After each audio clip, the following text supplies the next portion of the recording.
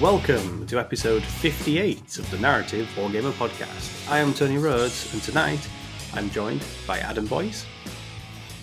Hey buddy, thank you for having me back again. And Jonathan Sharpe. Good evening, everybody. Good evening, everyone. Welcome back for perhaps a less frantic episode as last time. I'm very pleased to say that our last episode was our first of our Fun Facts episodes here on YouTube. And I think everybody who was involved had a great time. I know I did, and I'm hoping it was absolutely brilliant. Yeah, it was a ton of fun, wasn't it, Sharpe? Yep, absolutely. I came last, but you know, what can you say? You had fun. I absolutely did, yes. And it wasn't by that much. It was very close at the end. A sort of like little arbitrary scoring system in the end. But I do recommend that if by any chance any listeners or viewers did miss the last episode, do go check it out, because the Fun Facts episodes are a specialty, as it were, of the Narrative Wargamer. So they are something we definitely like to promote. But yeah, that was last episode. What are we talking about this episode? Has anything happened this week that's worth talking about? Well, I think it's fair to say there's been a few interesting things revealed at the Nova Open, I believe it was, with some very interesting new additions to the Space Marine range in the near future, and a few other game systems as well. And I think, as is our remit these days, we're just going to sort of have a little chat and talk about some of the new things, because there's some really interesting stuff that's coming, and it's been a while since we've had a sort of an interesting reveal episode, as it were, to talk about new releases. So what are people's highlights from the Nova reveals? I mean, first of all, the thing that really jumped out to me was the brand new Assault Marines in particular. As a Space Wolf player, I was very, very happy to see some jump pack Assault Marines. I thought they looked like pretty awesome models, and the captain that went with it seemed to say I thought was pretty nice. So I'm looking forward to expanding my range and having some Assault Marines in there. I genuinely thought they looked awesome. I've seen some negativity in terms of what they look like, but yeah, I think they look great. Yeah, I think they look really good too. I'm very excited to get some myself. It's been one of the units that I've been looking forward to seeing the most, really. I know we have the Inceptors, but they're not quite the same. It's good to just have those classic sort of Marines back, even though like as intercessors. I mean, I think it's really weird in a way that it's taken this long for this unit to exist. Like, the Primaris Marines first came out in 2017, and it took them 6 years to get to the point where we actually got the Primaris Marine with a jump pack. Yeah, it's quite funny, isn't it? Because all the reveals they've done in the past 2 or 3 years, everybody's always gone, ooh, Assault Intercessors with jump packs, and Games Workshop have basically, like, you know, you thought they would have jumped on that bandwagon really, really quickly, but they seem to have held the fans off at arm's length for quite a period of time. But I'm pleased to say that now they're here. I think they've done a pretty good job of them. I like the aesthetic. The jump packs look different to the kind of classic sort of Space Marine jump packs, don't they? Which gives them a newer look. I think they've done a good job. I think they have too. I mean, I think the addition of the grav fins on the jump pack is a nice little touch, where it just sort of it gives them that slightly more modernised Space Marine look that we're used to. And I always feel that when you're talking about the physics of how these jump packs are supposed to work and propel these multi-ton super armoured human behemoths through the air, talking about doing it with just pure jet propulsion previously is a lot of force that needs to be coming out of those jump packs. Where when you can add in the idea of some amount of grav dampening to it, I think that just helps with that idea. I think one of the things that I quite liked about the jump pack assault intercessors was there was no plastic stands that you had to hook them onto. I know there's been a little bit of criticism about tactical rocks that they're all jumping over, but the idea of having done inceptors and suppressors for the Space Wolves, having to stick them on those blooming plastic flight stands drives me insane. So I'm glad to see that we've got tactical launch rocks all the way through the range. I'm all for that design decision. Sorry, I hadn't actually made that connection, but yeah, you're absolutely right. I don't know why, but these plastic stands have always been a bit immersion breaking for me. I don't know. Yeah, I don't think you can ever get the models to pose properly either. They're never very dynamic. They always look very rigid, sort of floating in midair. It never quite looks right. So yeah, I'm glad they've decided to do that. I built myself some tactical rocks out of cork for my inceptors, and they just look like they're falling off it. I was gonna say it's a commonly done trope to sort of take the units that come on the flight stands and then build up some large scenic base for them to be launching from instead, isn't it? So yeah, in a way, I suppose it's nice to see that Games Workshop's just cutting that step out. You know. And I suppose it wouldn't be the hardest thing in the world if you did prefer your flight stands to sort of take these guys and cut them off their tactical rocks, and then find some sort of contact point, because there probably is something that would work. That, or the selection of 3D printed like exhaust fumes and stuff that fly all the way from the thrusters to the base. That'll be something. That'll be something that'll start popping up on 3D printing sites and template options soon, I imagine. But yeah, it's interesting. I think how many chapters actually do have not so much a reliance on the Assault Marines, but like how they are more battle line than other chapters. I mean, classically, you've got Blood Angels, infamously known for having the Assault Marines more so than anything else. But then, like you mentioned, Sharpe, the Space Wolves have always had the Blood Claws. Or Sky Claws, even, I suppose it is. Or Swift Claws? Sky Claws? I can never remember which one's which. One's on a bike, one's on the jetpack, aren't they? Yeah. And then the Raven Guard. I've always been a Raven Guard fan. And again, it feels like almost an essential component of their whole aesthetic. I mean, to be honest, they were the ones who got the very first jump pack Primaris Marine in Chapter Master Shrike himself. Yes. Well, I mean, so first as in outside of, like you say, the Inceptors and the Suppressors, like the first power-armoured jump pack guy, as opposed to the whole Gravis big spacesuit things. Yeah. And yeah, I was surprised to see the multi-part captain kit. I mean, I think just the fact it exists is a nice surprise when, as I said previously, we've only had Shrike and recently Dante sort of filling that space of a jump captain. Seeing a universal kit is great. Yeah, I think it's a nice model as well. I'm trying to think on the reveal. I liked the one that was painted in the Blood Angels colour scheme. I thought that was a nice pose. Showed that it was quite dynamic, and I think all three different ones looked sufficiently different to show that you could get quite a lot of use out of that model. So I'm looking forward to sticking a bearded guy on a bearded head on it, maybe some furs somewhere, and making it all wolfy.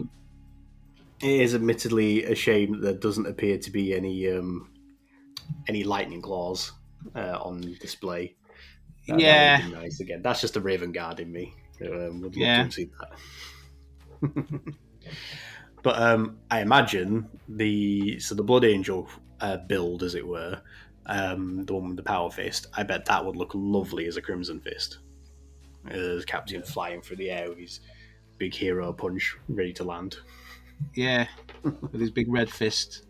But yeah, excited to see these guys start hitting the table and seeing people playing around them, because I think a bunch of chapters and armies are going to be looking forward to actually having some proper Assault Marines to play around with. And then we also got the new multi-pack kit versions for the new Terminators and the Stern Guard, which, a bit like the Blade Guard before them, just seems like a great kit. Just lots of new upgrades and options and versatility on top of what we've seen before with the comparatively mono-pose ones from Leviathan. Yeah, they were nice kits, weren't they? I was shame that they want some more assaulty Terminators in there, but I suspect they'll be on the way, because they seem to have made the decision that no matter when you was made the Space Marine, you can wear Terminator armor now. So I suspect it's on its way. But they look lovely models again, don't they? And the scale, I think, is pretty good. So yeah. I mean, I've never really used Stern Guard in the past, but they seem comparable to the ones that came in the Leviathan box set. So yeah, more options for Space Marine players. I mean, they were running out, weren't they? Well, they just knocked, like 10 units or whatever to Legends, so the cost they need 20 well, units. well, yes, I suppose they will soon be running out if you read in between the lines as to what they're doing here, especially seeing as we saw Scouts arrive as well. Yeah, I was going to say that the Scouts as well, seeming like, in the same way with the Terminators, there's no distinction of being like, these are Scouts that are destined for Primarising. They're just Scouts, they are just the next generation, as it were. Interesting that the Scout Sergeant comes with a more grizzled, sort of like aged and bearded face. I don't think I noticed that. Hang on, I'll have a look. Yeah, so I'm having a look now, and because obviously in the case of like the Space Wolves, you want your Scouts technically your veterans, or one of your veteran options. Yeah. Because I think traditionally you've had some characters like Telion and sort of like the Master of Recruits and so on, who are more aged veteran members of the 10th Company, but not always strictly speaking like the actual members of the units, to sort of have that more aged look to them, because they are understandably younger members of the chapter. Oh yes, I can see. Yes, but maybe there's enough head options in there to have a older looking squad of Scouts for chapters such as the Space Wolves, where they are the veterans and not the new guys. Yeah, which would be nice. For a slightly different role, don't they?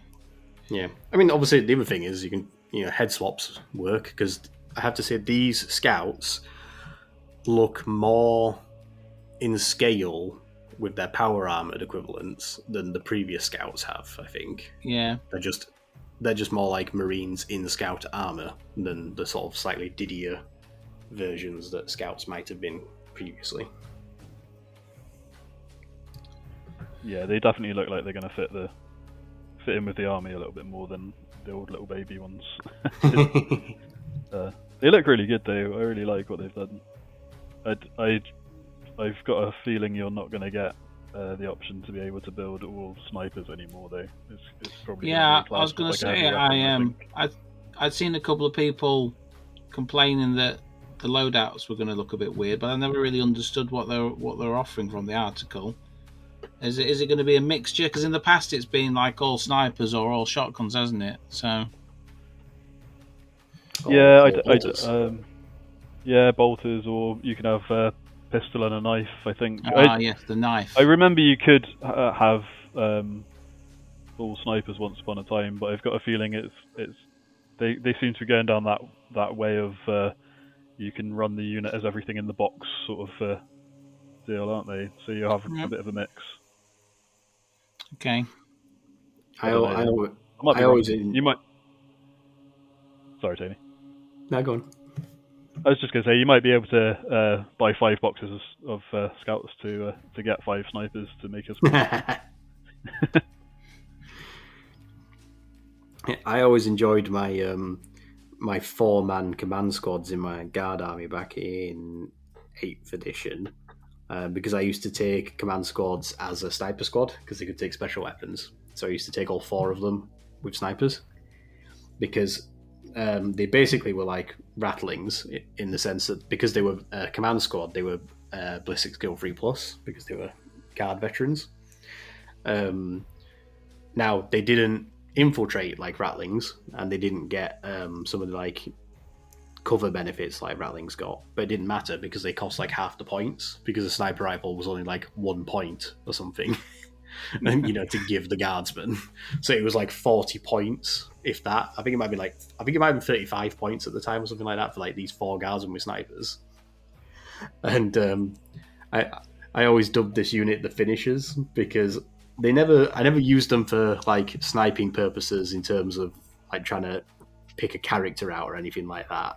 What it was I always used to wait until something in the opponent's army inevitably got reduced down to like a single wound and just hadn't been killed by something else. And then between those 4 snipers, I'd usually like try and roll up a single 6 to wound and inflict a mortal wound. And the best instance I ever had of this was I'd fired every other gun that was in range of a Space Marine Storm Raven that was in their deployment zone, and it was down to a single wound, and the only thing I had left to fire at them was this squad of snipers. And I managed to land that 1 mortal wound on a 6 to wound, and I just knocked this Storm Raven out of the sky because of a random guardsman with a sniper rifle. It was great. Nice. Just taking out the pilot as it's limping away. It's what he was trained to do. Exactly. So personally, I like having the odd little sniper here and there, but it was more for the ability to just drop the odd mortal wound on something that needed it, rather than specifically for picking out targets. They were quite fun. I did have when I first started playing back in 8th, when I came back to 40k, I did get a little squad of sniper scouts off eBay, and they never did anything for me, but they were just fun to have, and they always made my opponents panic, just like worrying about the snipers, and I was like, they can't do anything. They never do anything. Yeah, I think the best example of a sniper being used against me as well was that was a 8th edition game where in turn 1 was it 8th edition? Yeah, because it was the Space Marine Eliminators after they'd just come out in Shadow Spear, which was a late 8th edition release, wasn't it? Yeah, I believe. Yeah, it was the first time being across the table from Eliminators, and they did just take out my big mech custom force field on the first turn. Because like, other than the fact that his force field gave him, like a minor like invuln, because this was when it gave him a 6-up invuln, and that was it. His only protection was the fact that he was a character, hiding amongst a horde of boys and stood behind a Corkadot. So when the snipers trained on him, they did just drop him, and I was like, oh, well, there goes my force field and my repairing capabilities of my Gorkanaut. But I didn't begrudge it because it felt, that was one of the few times, and why I remember it is because that felt like snipers actually assassinating a key target. Yep, what I mean? What they were trained to do. Yeah, in the way that you imagine snipers would. Yep. I've run ranges a few times in my Eldar list, and they're pretty good now. Now that they've got precision shots, it's a different mechanic, but it's quite interesting. Wait till tomorrow. Yeah. Yeah. Well, okay, fair enough. Yes. I don't think Rangers will be one of the units that gets looked at, to be quite honest. No one ever looks at them. It's those holofields. They're not there. But yeah, other than that as well, there's the brand new command squad, as it were, the company of heroes. So I think in this reveal alone, have they technically revealed a total of 3 new Space Marine captains? Yeah. When I was looking at the reveals earlier, I was like, well, I mean, not a lieutenant in sight, but 3 new captains. That's a point, actually. Yeah, I hadn't thought about the fact there wasn't a lieutenant. In fact, why isn't there a lieutenant in the command squad? Yeah, I mean, because most people have probably got 2 or 3 that they can just put in anyway. Do you think that'll be a leader option in the new codex? Primaris lieutenants will be able to attach to a company of heroes. Yeah, I think in order to get everybody to use all their lieutenants, whatever, they're going to create a new unit that's just going to be like a lieutenant squad. Well, I don't imagine this command squad will be going all the way back to the days of 4th edition, where you could attach a chaplain, an apothecary, a tech marine, and a librarian to the command squad if you wanted. Oh, that sounds pretty nasty. That sounds like almost unkillable. Could you imagine if that was actually one of the composition special rules for this unit? If it said this unit can have 4 leaders join it, so long as each of those leaders is 1 tech marine, 1 chaplain, 1 librarian, 1 apothecary, 1 lieutenant. Yeah, sorry, why not just add 5 to it? Let's double the size of the unit with additional characters. Yeah. Yeah, I don't know how that would work, but I guarantee it'd be shot a lot. It'd look cool, though. Yeah, that's when your precision would be needed, wouldn't it? Because I suppose one interesting question might be about, like, does the captain technically come with the squad, or is that just like been sold together? And the squad is the 4 men, and then that's just an option for a captain to lead, for example. Oh, then it could have been an apothecary or a chaplain or anything else. Yeah, exactly. Command squad. Yeah, that would be cool. Could it actually be that the 4-man squad is the squad, and there's a few different character units that have the option of joining it? All right. But then limited to 1 character leading it. Yeah, that would give you some versatility, wouldn't it? I suppose. I mean, because it'd be interesting to see things like Calga or Pedro Cantor, like joining this unit. Do you know what I mean? And being like the chapter master leading the first company command squad. I mean, I have to say when I saw that. I thought the models were quite nice, but I wasn't sure where it would fit into my Space Wolves army in terms of that. But yeah, I mean, if you got some versatility, I suspect that might come in handy. I mean, I think it goes without saying that the command squad has always been more a vanity choice unit. It's never ever really been a overly optimized, like, competitive choice unit, has it? It's more for the how cool does this look factor, and then being able to see all those heroes of the chapter fighting together. I mean, I don't think I've ever played against one, so I would suspect you're probably right there. Yeah, I don't think I've played against one since the latest 5th edition. So they're bringing it back. I'm going to say it's interesting to see it sort of return to the scene. It looks gorgeous, but it was genuinely something I wasn't particularly expecting to see re-released. Yeah, agreed. Tell you what, the company champion, the one with the sword, he'd look brilliant lead it as like a sergeant for Blade Guard, leading that unit.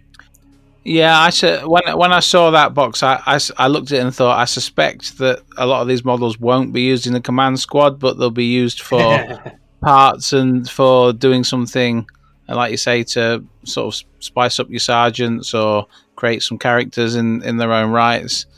I suspect you'll see a lot of that from the models between the captain and, like you say, the champion especially. That's a good point, actually. Yeah, I could imagine, for example, the company Ancient, someone swapping out the banner for the top of a librarian staff on top of that pole that he's got. Yeah, that would look cool. I was just looking at him now. He looks amazing. I really like how they've done him. I suppose you just have to find a way of adding the psychic hood. But other than that, like he with like the cape sort of like robe he's got, that'd look quite nice as a librarian. Mm. Yeah, was that? I think that was everything for the Space Marines. Yeah. Well, no, I believe there was a Terminator chaplain, was there not? Oh yes. And amongst the Terminators, there was the new chaplain, which it's funny how I feel like the Terminator chaplain is one of these units that's always like talked about with a lot of nostalgia for amazing previous sculpts. Yeah, yes, I know where you're going with this. There's been a bit of salt on the on the interwebs about that model, hasn't there? Well, I think he just looks a bit generic, really. I think he looks more like a Reaver in Terminator armor than in Terminator. And I know that's because of the face mask they've obviously gone with. So presumably a head swap might make him seem more chaplain-y. I also, the fact that he's got the what I'm going to call the Indomitus style Crozius, where the wings of the Aquila are like folded down. Just it looks more like a power maul to me than an actual Crozius. I always prefer the ones with like the spread wings, like the eagle. Yeah, it's just not very spectacular, is he? Like, he doesn't look like a chaplain in the way that he's not striking fear into my heart, and like I just expect loads of embellishments, a big cape, a huge purity, lots of purity seals. Yeah. Did I see that he can take a shield as well? Did I read that he could take a shield rather than a storm bolter? I imagine he will look better with the relic shield. Yeah, they've shown us a picture of the shield itself, but not the model holding it. Yeah. I think that will be the go-to one for a lot of people. And Terminator Chaplain with a shield sounds like a model that's probably not going to be easy to take off the table. Yeah, I'm sure it will. I reckon he'll actually probably be pretty decent in game. Yeah. I just think he needs a full skull helm. Like it's one of the like classic parts of the chaplain aesthetic. I mean, the whole reason for it is because they're supposed, like some of the really zealous ones never remove their helm in like the presence of other like battle brothers. Right. Because the idea is it's supposed to be a little bit like the confessional idea behind the faith. The idea is that the chaplain is not a person; he's a figurehead. Yeah. It's not the fact that you're not supposed to be seeing him as, brother, whatever his name is, who happens to hold the rank of chaplain. You're supposed to be seeing him as the chaplain, like the almost not faceless, but certainly more nameless authority figure of, absolution of sin and fury and righteousness and all the rest of it.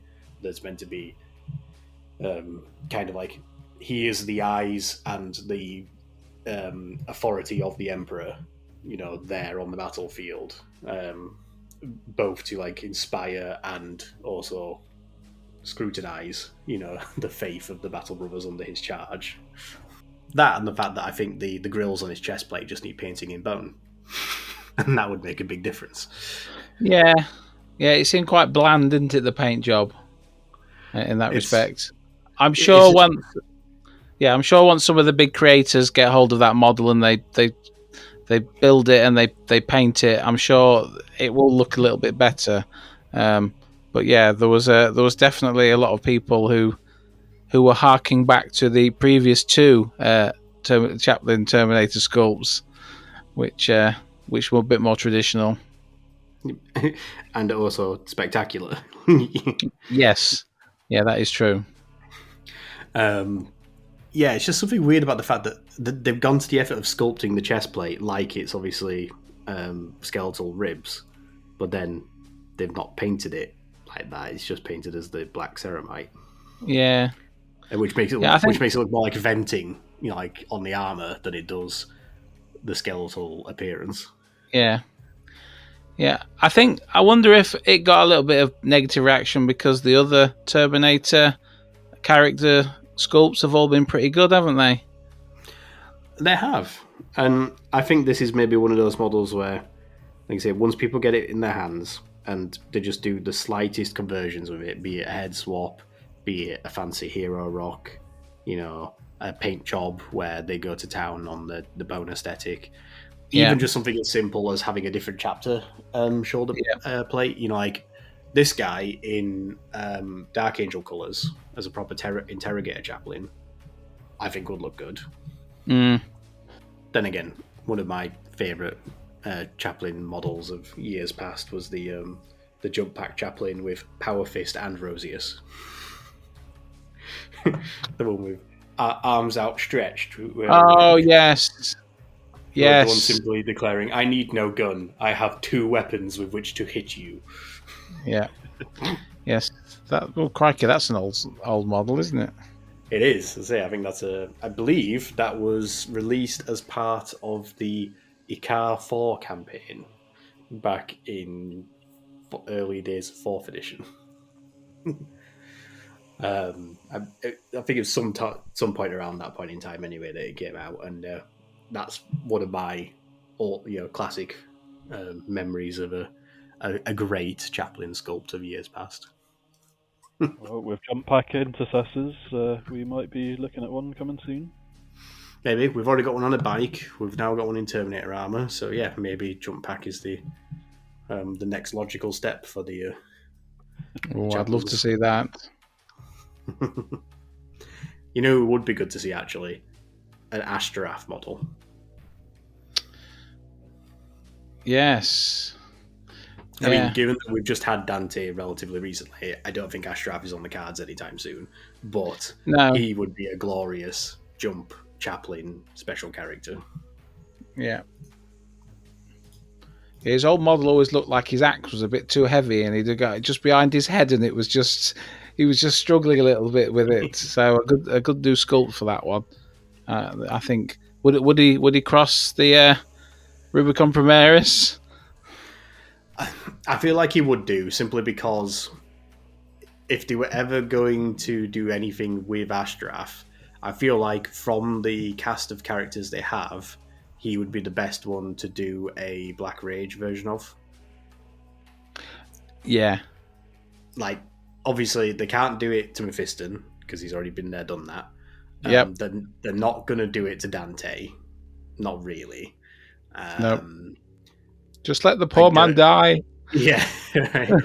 I don't think you would end up doing it to Corbulo either. And I don't think we'll ever see Captain Tycho again as a new sculpt. So right, yeah. If they were going to progress any of the existing Blood Angel characters to suffering from the Black Rage, I think Ashtaraf would be a good option. I mean, you do obviously also have Lamartis. Lamartis is the other one, yeah. Yeah, like he's already a sort of... He's fallen to the Black Rage, but his whole weird deal is the fact that he still retains some kind of lucidity, and he's half aware of what he's doing. But I think seeing Ashtaraf as sort of being full-on Black Rage would be a good... I'd like to see the sculpt of it as well, do you know what I mean? Like seeing his model transformed into his Death Company version. Because for all we know, if they did progress the story in such a way that they wanted to do something interesting with it, they've set the precedent with Mephiston that someone can overcome the Black Rage. It's incredibly rare, incredibly difficult, and obviously only one person that we know of has done it previously. Potentially, Lamartis could be another candidate for someone who's been fighting it and living with it for that long that he eventually fights through it, and perhaps he regains his composure and his sanity again, and he becomes the new High Chaplain when Ashtrath falls to the Black Rage.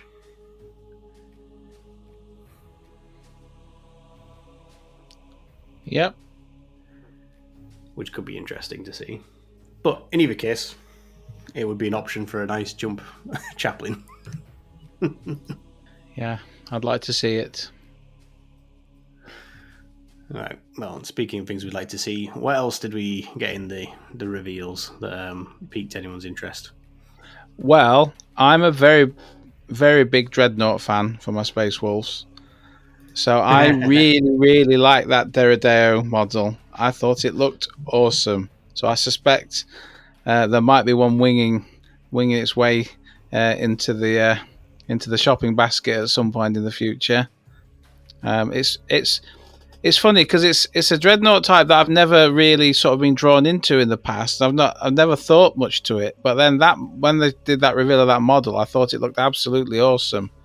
So I know it's not going to be going to have any rules in mainstream 40k, but I just think to add it to the collection would be great.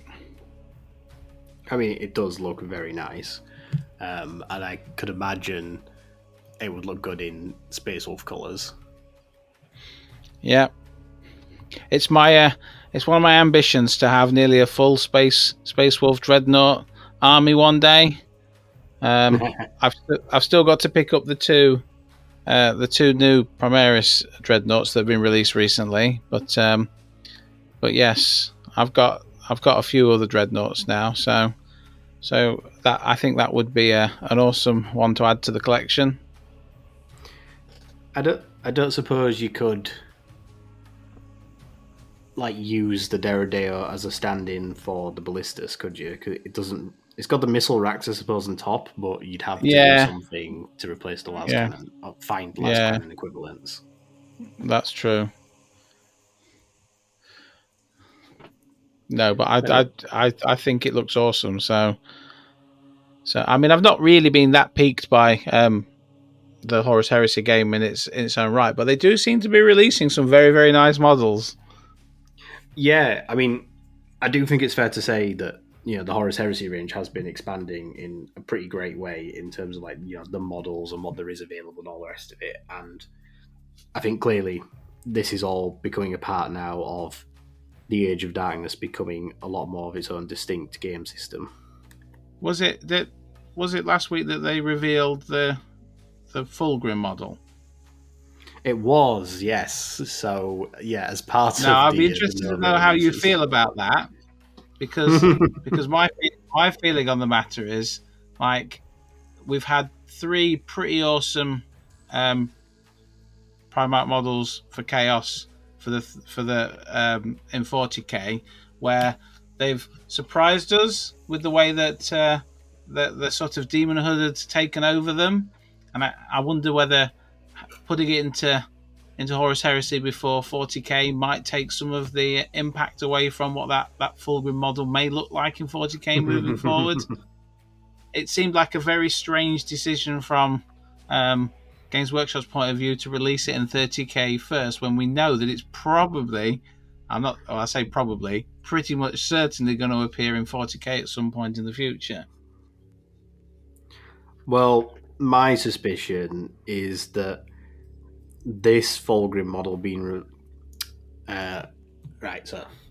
my suspicion is that the decision to make and produce the Horus Heresy Ascended Primarchs series, so sort of when they probably originally started working on Horus Ascended, they probably at that point decided that they knew that the Emperor's Children Codex for 40k would probably be down the line, maybe 12 to 18 months down the production line at the time. that they made the decision to do Fulgrim, or when they were asking the question of who do we do after Horus? Like, we're going to do Horus first, who do we do next? I reckon they've picked Fulgrim so that he's come out and hit, tabletops, as it were, 18 to 24 months ahead of the 40k range for the Emperor's Children, because that would give time for people to have the option to buy this who just want a Fulgrim model. Yeah. And then people can get it out of the system, can enjoy having it, and then can pay again to buy it a second time when they release a plastic one for 40k 2 years down the line. That sounds like Games Workshop. But because I think the reverse wouldn't have been as good for them if there was a 40k Fulgrim Demon Prince model. People wouldn't be as interested in picking up the Fulgrim Ascended model when it came down the line. Because maybe a lot of Heresy players, for Emperor's Children ones, would have just already had a model for Fulgrim because they would have bought the 40k one to use as their Ascended Fulgrim. Because the interesting point with the Ascended Primarchs is the fact that in the Horus Heresy, in the Siege of Terror novels, the artwork and the general descriptions and even things like the cover work of like the book covers of Mortarion and Angron, they look like the 40k models. Even though it's the 30k setting and it's the Siege of Terror. Like, Mortarion on the cover of Warhawk looks exactly like the Mortarion model we have in 40k. Same with Angron. Like, the artwork of Sanguinius fighting him at the Eternity Gate and ripping the butcher's nails out of his head. It is literally the Khorne. It's the Angron Primarch model we now have in 40k. So it's interesting that this is this Ascended Fulgrim, because does that mean that there's going to be some direct design cues for a 40k version of him in plastic in the future? Is it literally going to be the same sort of model, i.e. is he going to have the same spear in one hand, the same leathered glove on his other hand? Is he going to have the same type of segmented armor around his waist above the serpentine body? Now, he might be posed entirely differently, and I have an odd feeling that when we see Fulgrim, he is going to have the most eccentric and elaborate hero rock we have ever seen. Yes. He'll be coiled around it. Yeah, now obviously this one is also coiled around some like fallen masonry that he's going. But I imagine this will be more like, I'm thinking one of these almost like diorama style characters that we've seen in recent years. He's not going to be an Angron who his whole deal is just it's Angron. That's the centerpiece of the model. There's an argument that with Magnus's model, like a lot of the centerpiece of him is the wings, the hair, the the armor, the point of being the chest plate or no chest plate, stuff like that. Mortarion, it's all the smoky robes and the big scythe and lantern. There's obvious key points of each model that you think like that's the really fancy focal point of those models. But Fulgrim is going to be all focal points. Yes. There will be no part of him that will not be spectacular and fancy and like trying to show itself off in some way, and that will include his base. Because so far, when you think about the plastic 40k kits, neither Mortarion, Angron, or Magnus have anything particularly fancy about their base. No, it's quite plain, isn't it? They are, really, because the thing that's drawn the eye is meant to be the Primarchs themselves. Yeah. Fulgrim, I think, is going to be the thing that's significant about him, in addition to everything else about him, will be his base. Now, obviously, that will partly be because, presumably, he's going to have a serpentine body, which his brothers don't. Whether they might have double-jointed legs or not, they still ultimately have two legs, whether they're on the ground or not. Yeah. So, I'm really curious to see what they do with the 40k version now, because this 30k version does look fantastic. It looks gorgeous, like as a model and as a sculpt. It is great. It is the epitome of everything that everyone has ever imagined doing with a Keeper of Secrets and Marathi. Yes. Oh, absolutely. But done by the actual sculptors, and produced by Games Workshop, and has obviously all the hallmarks and appearance and the aesthetics of Fulgrim, so he's still got the curved clawed eagle wing on one shoulder, he's wielding the weapons that he's known for wielding in the books. He's got the bat wings, as well as the snake body, all the four arms, the horns coming out of his hair, and everything else that's ever been sort of portrayed in any artwork of him as a demon. It's all there. It's everything you expect to see, and it's done spectacularly. But that's why I think there's going to have to be something about the 40k model for him that is unexpected, something we haven't anticipated, that's going to be spectacular. Or I'm completely wrong and they'll just recast him in plastic. No, I don't think they'll do that. But I could imagine the marketing video for it. Like the trailer would just be, "How do you improve on perfection? You make it in plastic." And it's just the exact same sculpt. Some people wouldn't complain, I suppose. Yeah, I was just interested to know how you felt, because it felt like they were perhaps giving away something a little bit by bringing him out in 30k first. But I suspect, we've got to have faith in Games Workshop to produce something. They're pretty good. I have to say those ascending Primarch ascending models are absolutely superb, aren't they? They got it so right with Horus, and they've done a pretty good job with Fulgrim now. So it'd be quite interesting to see how they carry on that range. I mean, that said, the reverse of everything I've just sort of said about Fulgrim is true of particularly Mortarion and Angron, is that if all the artwork of them in the Siege is just their 40k personas currently, what are they going to do with the Ascended models for them that isn't just going to be another pose variant of the 40k model in resin? Yeah. They're going to have to do something if they want people to buy it. Yeah. Which they will want people to buy it.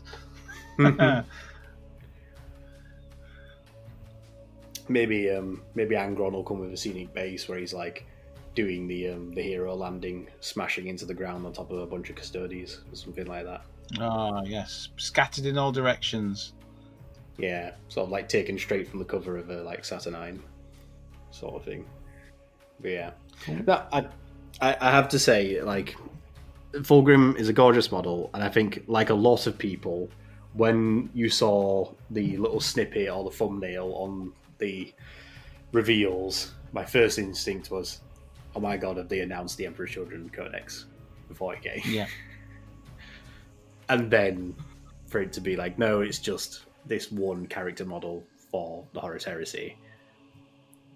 It unfortunately, I do think, did rob it a little bit of the excitement about what it represented, but it doesn't detract from like how gorgeous the model is.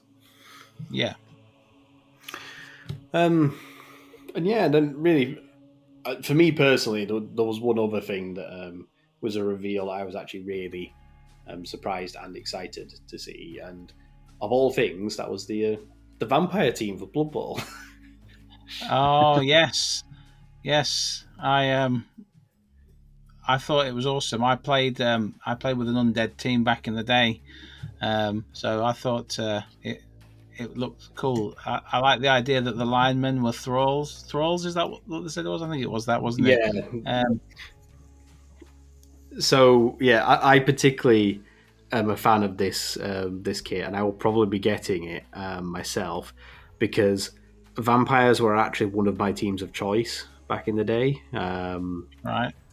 And they were so much fun to play. Or at least I found, like, they were one of these.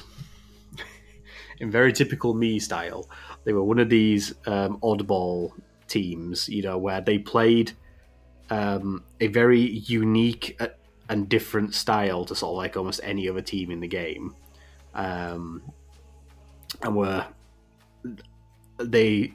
I don't want to say that they were like necessarily like a high skill game team to have to play with, but because they didn't play a little bit like everything else, they definitely you need to have a little practice with them, have your hand in with them, to sort of get the most out of them. But the reason for that was because in terms of team structure, they were the simplest team in the game, because all they had was two positions. They had either a Thrall or a vampire. Right. That was it. There was no thrower, catcher, blitzer, or anything else like that. And essentially, a Thrall, I don't know exactly what their rules are going to be, but like what they were in the previous editions of the game, a Thrall was just a human lineman, except they had one less armor, because they weren't as armored as the human team lineman equivalent, which is evident from the fact that these guys are basically just wearing, gothic horror night shirts or something, night shirts, and puffy sleeve coats and stuff, Yeah. Part of the reason for that is because the vampires have to feed on them throughout the game. Ooh. Now, so basically, the drawback with vampires mechanically is that they have a rule called Bloodlust, which basically means any time they attempt to do anything, you have to roll a dice. And on a 2+, they're fine and can just do whatever they want and behave normally. And on a 1, they suffer from their Bloodlust, which means that whatever they do in their turn, like in their activation, they have to end it adjacent to one of their Thralls, and then bite them. Which would basically involve rolling an injury for your own player. But if you didn't end your action adjacent to a Thrall, then your vampire would faint at the end of its action, because it would effectively leave play, because either it would faint or it would run off into the crowd, to like go jump on someone in the crowd. So when you consider that a team has typically 11 players on the pitch and can have like between 11 to 16 players on the roster, but you are limited to a total of 6 vampires, basically your team is running off the sort of like 4 to 5 vampires that you might have on the pitch. So every turn there's a good chance that one of your vampires is probably going to fill its bloodlust roll at some point. So you are quite often going to be chomping on your own players. So that in itself is a big disadvantage. Like that's a big hurdle that's sort of like a handicap for your team. But the reason why it was such a hurdle is because the vampires themselves, like a single vampire was basically the best all-round player in Blood Bowl outside of star players. Yeah. Because typically, most Blood Bowl players fall into one of two categories. They're either a punchy player or an agility player. Yes. Or they fall somewhere in the middle where they're kind of not terrible at either, but not great at either. And that's because they're your body blockers, your people in the way, and your linesmen and all the rest of it. Or they might be that they're not particularly one or the other, but they have a skill, so the skill is their thing. Yeah. Well, for context, like a human is strength 3, a black orc is like strength 4, and then things like trolls and tree men are strength 5. Well, a vampire is strength 5. Yeah. So they're strong and punch as hard as like a troll or a minotaur. It does sound like a really fun game. Yeah, like in terms of agility, a standard human or like a standard orc might be like agility 4+. Something like a Skaven might be 3+, and then things like elves or like gutter runners, the sort of like really fast agile Skaven, they're all like agility 2+. And guess what agility a vampire is? Is it 2? It's 2+. Wow. Then, whereas like the runners and the Skaven and the elves will typically only be like strength 3 or strength 2. That they don't have the strength, but they have the agility. So the fact that the vampires are both strong and agile and fast, because again, like a human might be like movement 5 or 6, a dwarf can be like movement 4, and then like a gutter runner is like movement 7 or 8. Well, a vampire typically is like movement 7. So they're fast, they're strong, they're agile, they do everything. But that's why there's only like 4 or 5 of them on the pitch at best. And half the time, there's a risk that they're eating your own team while you play. Just sounds like chaos. No, that would be the chaos team.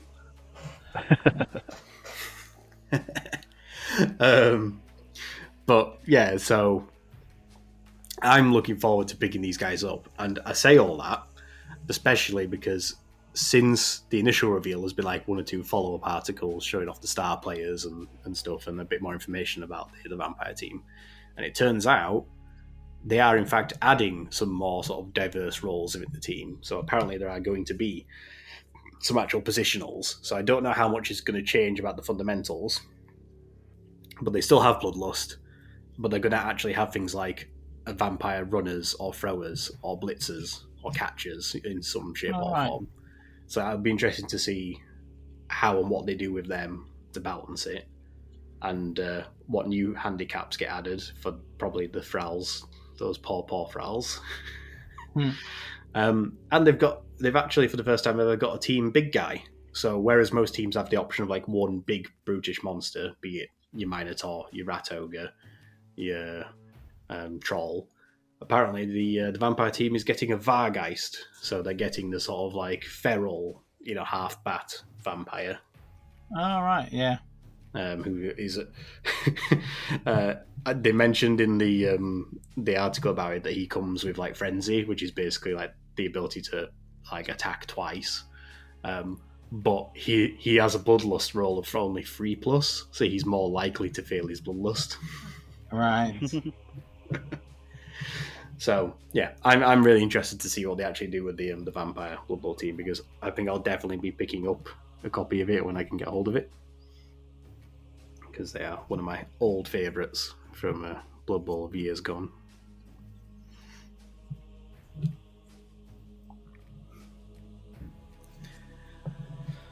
But yeah, I think that was about everything of note from Nova Open. There was obviously some new Iron Jaws getting released as well, which might have some conversion opportunities for various orc players who want bare-chested orcs smashing things with big clubs. Yeah. There's a big troll, I think, or something, wasn't there? Some big model for the destruction.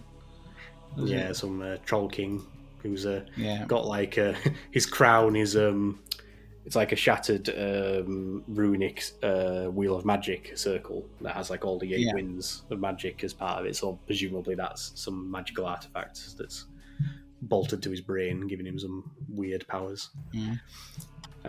Did they? Was it at the Nova that they mentioned the Space Marine Codex? Yeah. So there was mention of the Space Marine Codex. I didn't specifically read the article, but they gave a few little bits of insight. Like apparently there's a total of 7 detachments, I think, in the Space Marine Codex. Whenever it's presumably due sometime in the near future.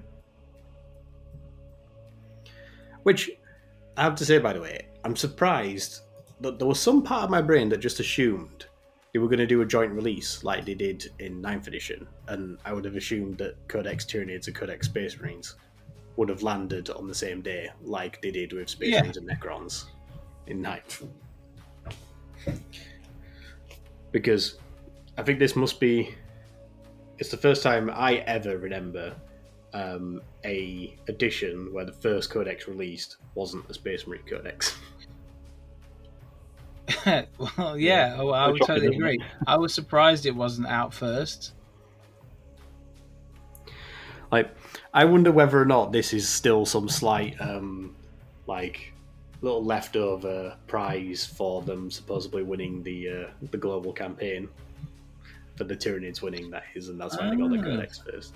Now, they said when they first announced that global campaign that whichever faction did win, they would reveal the new models for that faction first.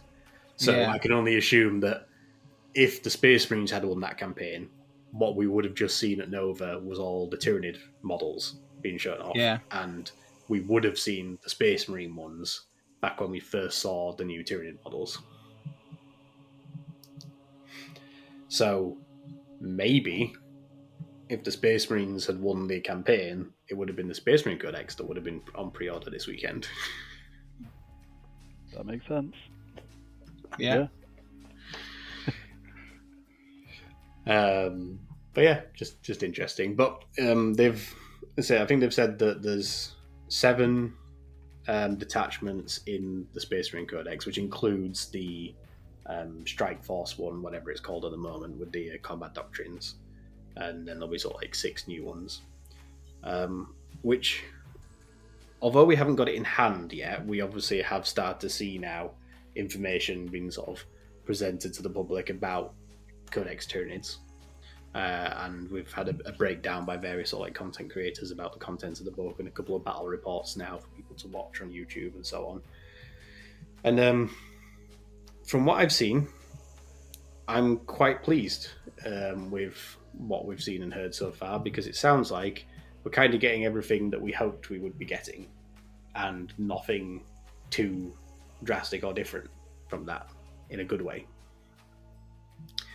I believe, was it you, Sharpie, that we were talking to on a previous episode where we sort of imagined that it would likely be there wouldn't be a huge number of changes to the actual data cards and the units themselves? Yeah, that was my hope. My hope was that they didn't change a lot of the data cards, and that the codexes were just going to be different ways to play your army.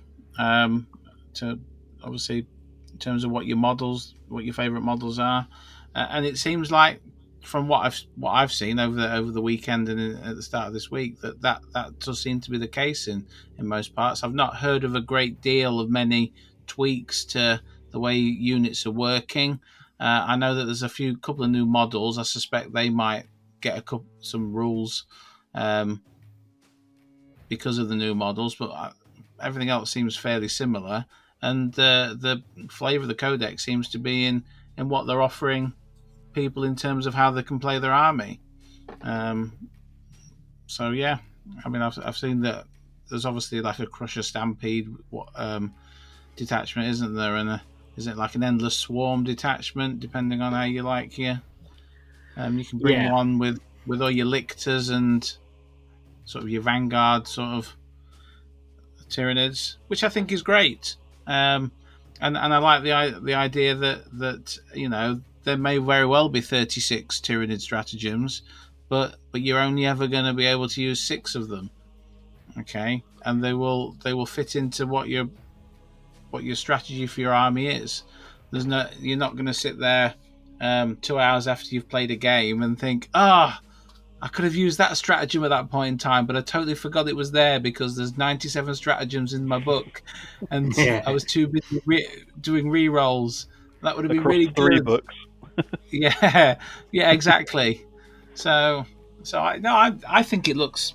I'm cautiously optimistic.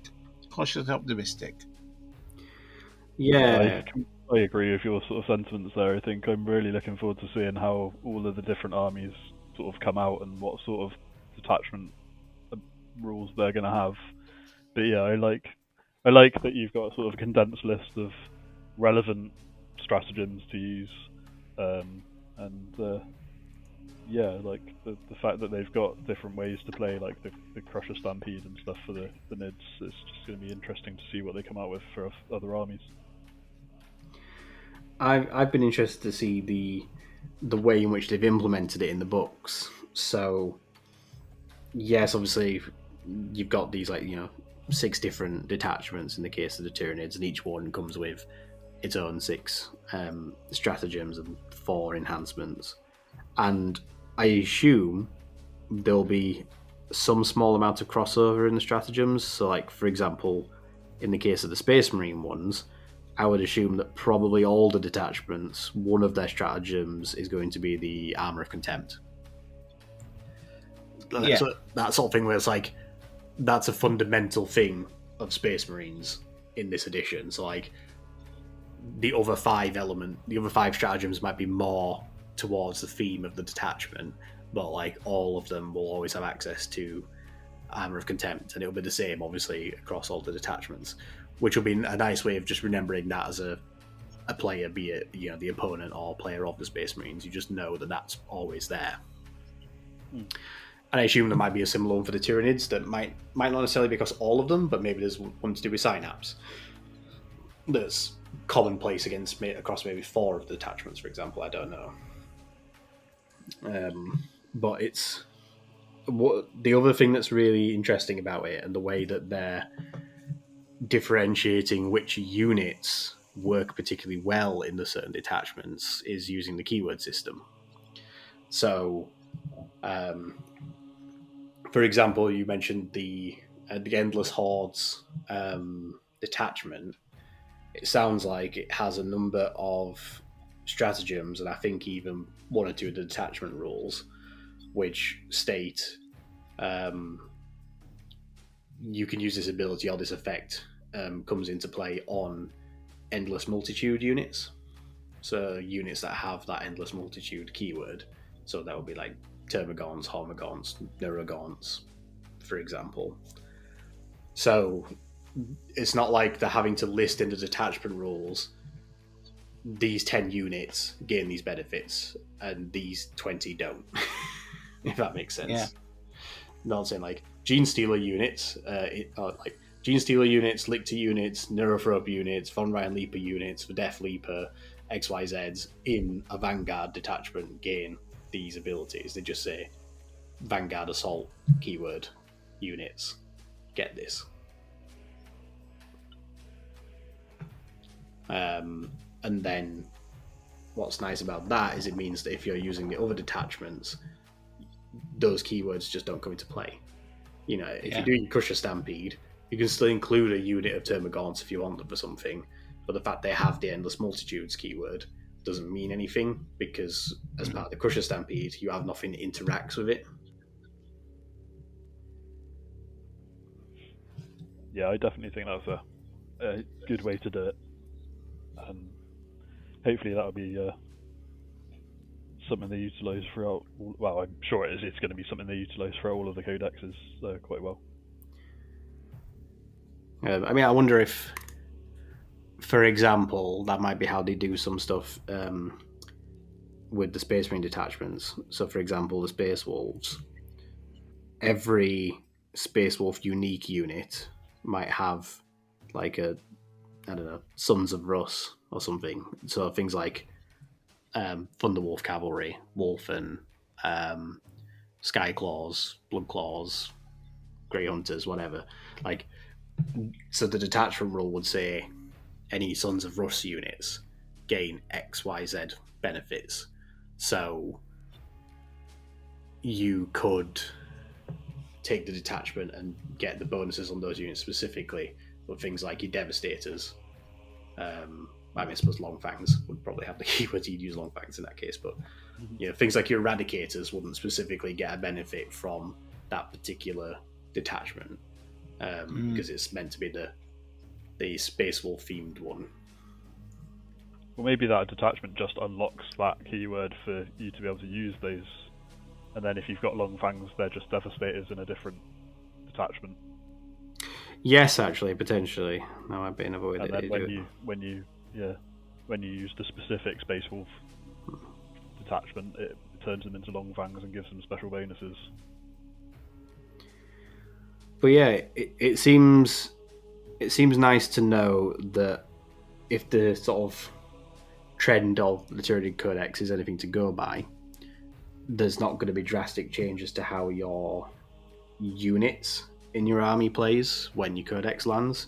The main thing is going to be the detachment rules that are going to change up the way that you might play with your army in any given way.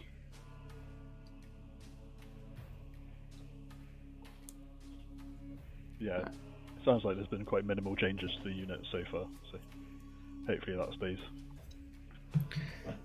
I also think it's going to be interesting to see how they implement it for certain armies where there's previously been perhaps more limited archetypes to those armies. Like, for example, with the Tau, I'd be interested to see how many detachments they get, because based on sort of everything from 8th edition onwards, they've only ever really had either the Kai Yun or Montekai like teachings as their main archetypes. So surely their codex is not going to have just 2 detachments. It'll presumably have, I'd guess, at least 4 as a minimum. I suppose one of them could be the Farsight detachment without being the Montekai one. I'm trying to think what they did in their 8th and 9th codex. Did they do it for different races of Tau? I mean, they had sept rules, so you had things like the Borkan septs, the Tau sept, stuff like that. But their like army rule was always either the Kayun or Montekai, like combat doctrine, effectively. And I'd be curious to see what to do beyond that, because they might, for example, include a detachment that's more about the alien auxiliaries. So it'd be like crew to units will gain this benefit, or like Tau units will gain this special rule and ability when they are near or supporting, like crew units, for example, or Vespid, and so on.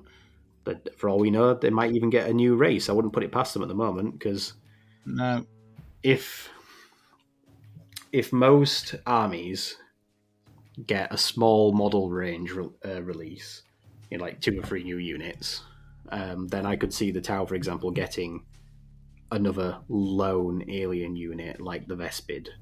They might not get quite as an extensive one as, say, the crew to units, but it could be like, here's this other, just 3rd alien unit that you can now play with. That'd be cool. Got me thinking now what's going to happen with my armies. Yeah, I mean, I'm like that with mine, and I can only assume the Orc one will be pretty straightforward. Here are the 6 archetypes that are the main clans. Yeah, yours are quite easy to sort of break down into different army styles. It's a bit similar to Space Marines, I guess, in a way. You've got the fast ones and the sneaky ones. Yeah, you'll literally have like, here's the sneaky ones, which basically represents Blood Axe style clans. Here's the fast unit. Here's the fast detachment, which is the Speedwar. Here's the. I honestly suspect based on the conventions of the existing detachment, you've got War Tribe. You'll probably then get Speed War Tribe. You'll probably then get Dread War Tribe, which will be all the Gorkanauts and Killercans and Dreadnoughts and stuff. Yeah. I would love to get a Daka Tribe, like where all it has to be is, instead of sustained hits on melee attacks, you get sustained hits on range attacks. Yeah. That's 4 right there, and that's without going into the specifics of like, here's a lucky clan that's like the Death Skulls, here's a freebooter one, here's a Bad Moon one, I imagine they'll be based on probably the archetypes of the clans, even if they don't specifically say this is the Snakebite one because it's all about squigs. Yeah. Yeah, there'll be a Beast War Tribe. They'll probably just be like, all the bonuses are for the Beast Snagger units. The one that I genuinely remain curious about is Chaos Demons. I mean, I won't say I was worried, but you kind of get the feeling that there's the current detachment, and then the next 4 will be single god detachments, and are they going to be able to round it out with something different? Yeah, I think your 6 for Chaos Demons will be the existing generic Demon one, your 4 God dedicated ones, and your Be'lakor one, your Disciples of Be'lakor. Oh, right, yes. And it just comes down to a question of, are they literally going to be God dedicated in the terms of you can technically take any Chaos Demons in this detachment, but all the stratagems all the enhancements and all the army rule bonuses only affect Khorne demon units. Yeah. For example. Or is it just going to be that they'll have a detachment that is for, this is for the magical shooting demons, this is for the super fast combat-y ones, this is for the slow but tough ones, and they won't say Zinch, Slanesh, Nurgle demons, but the rules will just obviously heavily imply that those are the units that get the bonuses. Yeah. That might be the better way, but I feel like it's going to be god specific for some reason. Or maybe you'll get, like, if you've got 6 stratagems, maybe 2 of them will be generic enough that it can be used across any demons, and then the other 4 or 3 maybe can be specific to Nurgle demons, maybe.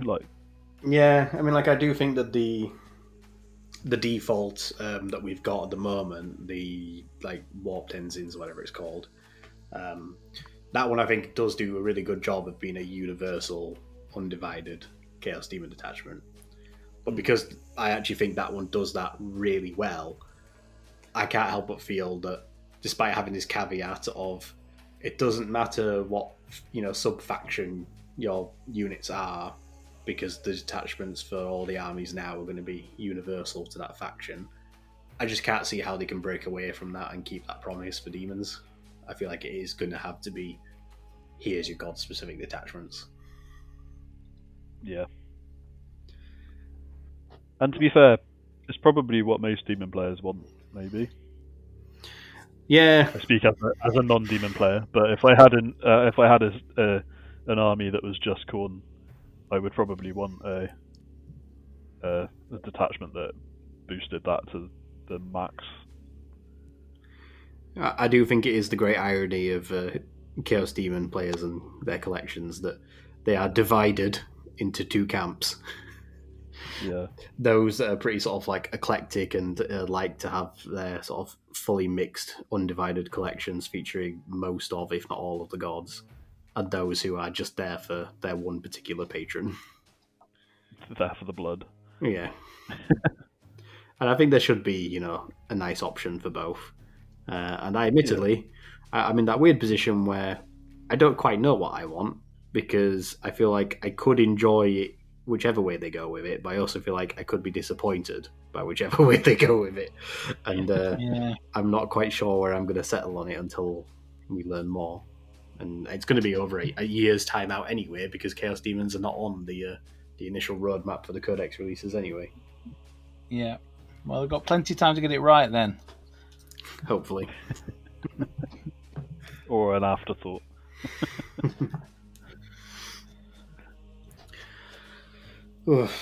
Well, with that, that's been a nice little chat about all things that we had revealed at Nova. Nice little chat about the sort of the general gist of the Chaos Codex. No, not the Chaos Codex, the Tyranid Codex. Which, one point worth mentioning, we've not covered.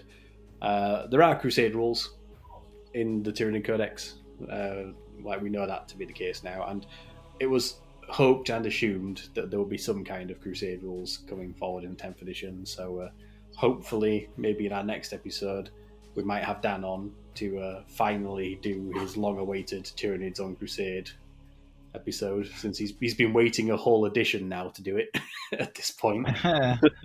Yes. So yeah, let's say hopefully that might be what we get up to on the next episode, and it'll be interesting once we get it in hand to see just how involved the Crusade rules are going forward. Hopefully maybe I get something a little more than scrap points this time when it comes to the orcs. Yeah. It'd be interesting. Scrap points. I think I heard somewhere that you can continue an existing Crusade, so it'd be interesting to see how they link that in. They did do a Warcom article the other month about how to take a 9th edition Crusade force and adopt it to be a 10th edition one. So I better go and have a look. But I think with that, we're probably going to have to wrap things up, because my dogs aren't letting out because they're getting fushy, because it's nearly bedtime for them. So before we go, where can people find you guys online? You can find me at Boise40k on Instagram. Yep, I'm on Instagram too. It's j.sharp0608. And as always, I am at Narrative Wargamer. You can find me on Instagram, and we do also have a Facebook group and a Discord. And as always, you can find details below for our affiliate links of Element Games. Do give us a like and subscribe. It really helps the channel. Don't forget to hit the notification bell. But yeah, thank you both for coming on tonight. And it's been a nice, more sort of just low-key chat tonight. And I think it's been nice after the fun facts excitement of last time. Yeah, we enjoyed it. Thank you, Tony. Nice to speak to you both. Yeah, it's been lovely. I hope people have enjoyed listening and just hearing us just chat about hobby and all things Games Workshop. So, I say next time we might have some on Crusade content with the Tyranids and some exciting things coming up in the near future. We might have a few guests lined up for some special episodes. So yeah, keep your eyes peeled for everything here on YouTube and on your podcast platforms of choice. And until next time, guys, this has been the Narrative Wargamer Podcast, helping you to discover more ways to play 40k.